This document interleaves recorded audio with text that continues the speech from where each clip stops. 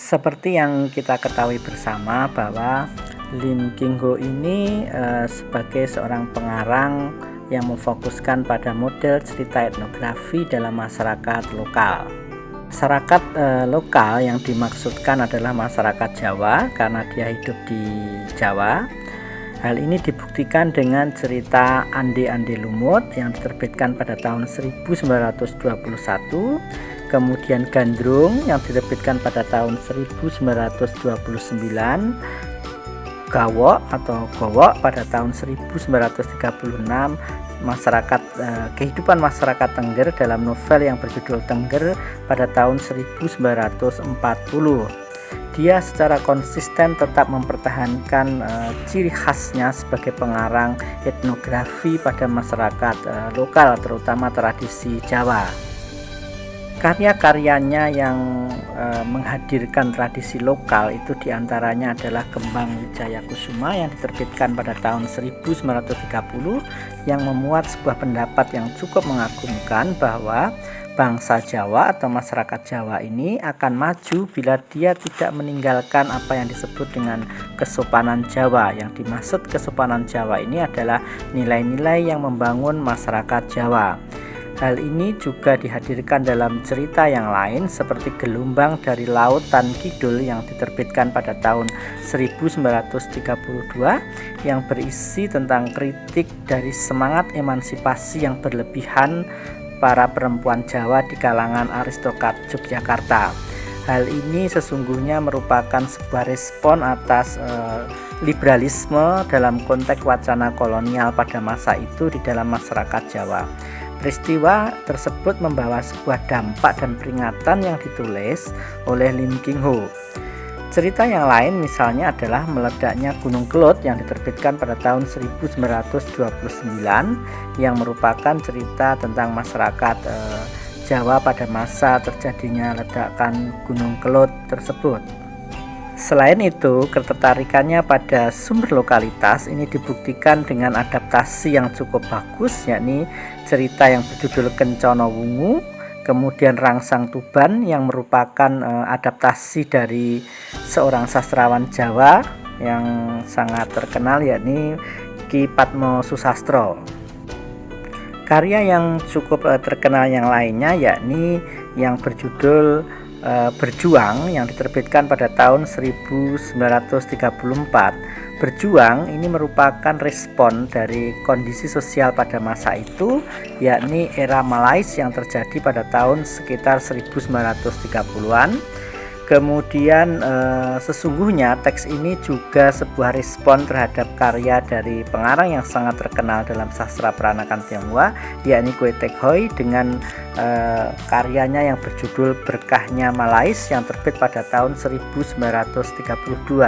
Jadi antara Berjuang karya Lim King Ho dengan Berkahnya Malais ini terjadi sebuah dialog yang cukup menarik.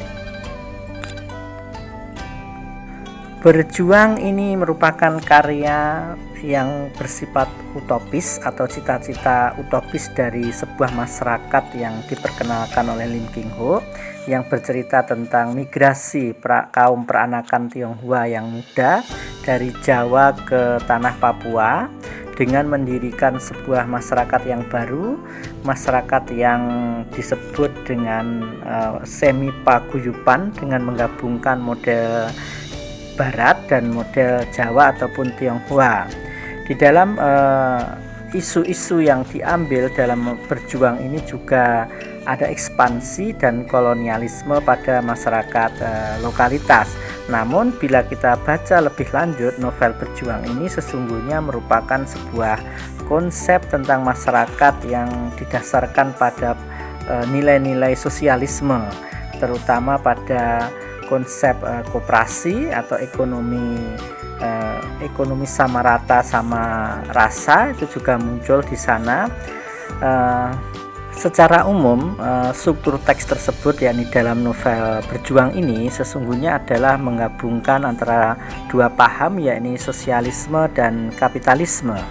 Konsep ekonomi koperasi dan struktur ekonomi yang yang baru, yang berbeda dengan struktur ekonomi pada masyarakat kolonial di Jawa, ini dicita-citakan oleh seorang tokoh dalam novel tersebut yang bernama In Yong sebagai suara dari Lim King Hock, bahwa masyarakat yang baru harus dibangun atas struktur yang baru, yang semua pihak, semua orang yang berada dalam struktur itu memperoleh keuntungan yang sama. Misalnya konsep ini dikenal dengan koperasi. Hal yang menjadi menarik di dalam teks itu adalah landasan materialisme yang dibangun merupakan sebuah materialisme yang kapitalis dan sosialis.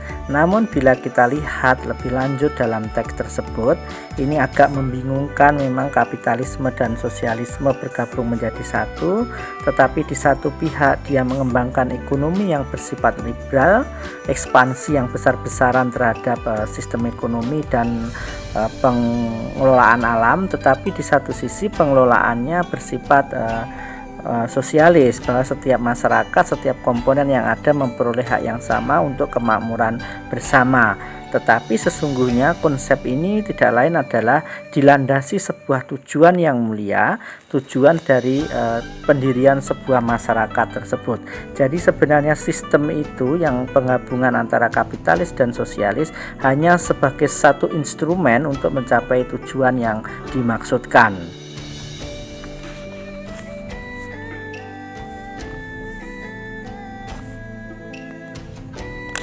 Bila kita amati lebih lanjut, sebenarnya struktur masyarakat berjuang atau struktur teks berjuang pada tahun 1934 ini sesungguhnya diulang lagi oleh Lim King Hock pada teks yang berjudul Masyarakat yang terbit pada tahun 1939,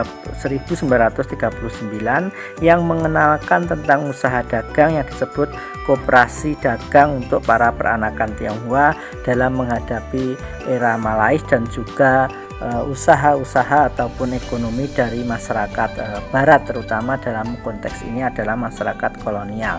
Jadi sesungguhnya selain teks yang berupa nilai-nilai tradisi lokal ataupun menyoroti masalah lokalitas, Lim King Hock juga punya sebuah konsep tentang masyarakat peranakan Tionghoa atau masyarakat yang baru yang disusun atas dasar ekonomi yang memberikan kemakmuran pada semua komponen yang ada dalam masyarakat itu.